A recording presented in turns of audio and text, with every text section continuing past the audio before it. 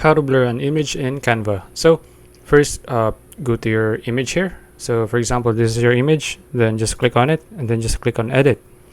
After that, look for effects, this one, and then just click on blur. And so if, for example, you want to blur a specific part of your image, so for example, I want to blur the ears of this cat, so let's just click on add blur for brush, then just highlight this one as well, and as you can see, now it's blurred. So if you want to lower down the intensity, just click here, drag this. So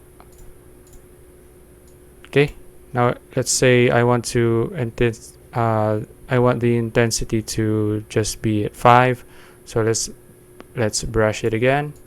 So you can see now it's been lowered. Okay, now if you want to blur the whole image, just click on whole image here, and then just scroll the intensity here. So you can see it's getting blurred. So if you want to blur at 100%, now it would look like this. Now for example, you want to blur it at maybe at just 20, then after that close it, and now you can see now it's blurred.